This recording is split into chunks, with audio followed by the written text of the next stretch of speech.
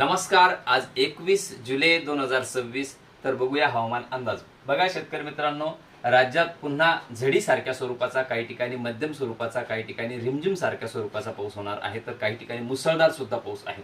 त्यामध्ये आज सकाळपासूनच पावसाला सुरुवात झालेली आहे. तर रत्नागिरीच्या काही भागांना, रायगडच्या, मुंबई, वसई, विरार, पुणे, ठाणे या भागांना सुद्धा काल सुद्धा पाऊस झालेला आहे. आज सुद्धा या भागात झडीसारख्या स्वरूपाचा, रिमझिम स्वरूपाचा पाऊस चालू आहे. तर त्यामध्ये पुण्याचाही पश्चिम बाजू आहे, अहिल्यानगरची पश्चिम बाजू, नाशिक जिल्ह्यात सुद्धा नाशिकच्या पश्चिम बाजूला पाऊस चालू आहे. पूर्व भागाला टिपटिप हलक्या स्वरूपाचा पाऊस सकाळच्या सत्रात राहील. छत्रपती संभाजीनगर जिल्हा सुद्धा हलक्या स्वरूपाचा पाऊस आजचा राहील. तर उद्या आणखी पाऊस वाढणार आहे, झडीसारख्या स्वरूपाचा पाऊस राहील.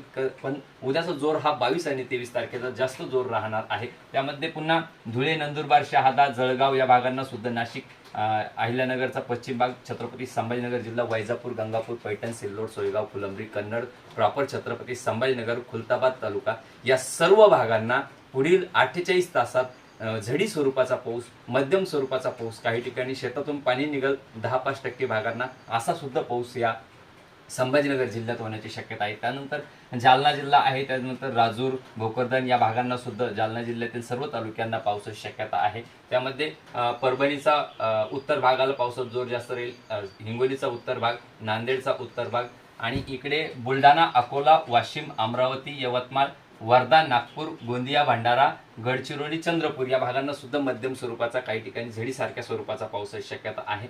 तर हा जो भाग आहे इकडे मात्र हलक्या स्वरूपाचेच पाऊस राहील.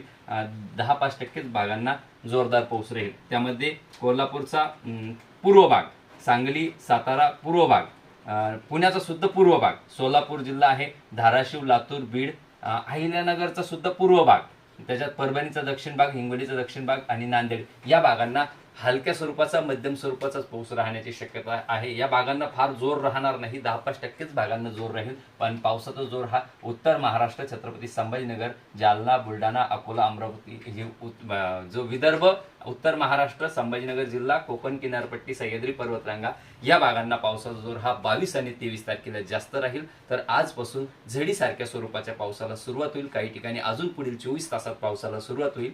तर 25 तारखेपर्यंत हा पावसाचा जोर हा राज्यात कायम राहणार आहे, याची शेतकऱ्यांनी नोंद घ्या. आणि त्यानंतर पुन्हा 28 पासून हलक्या मध्यम स्वरूपाच्या पावसाला सुरुवात होईल. त्यामध्ये उत्तर महाराष्ट्र इकडेच पावसाचा जोर हा जास्त राहील. पण तो फक्त पिकांना जीवदान देणारा पुन्हा 28 ते 1 ऑगस्टच्या दरम्यान पाऊस होण्याची शक्यता राज्यामध्ये आहे, याची शेतकऱ्यांनी नोंद घ्या. धन्यवाद.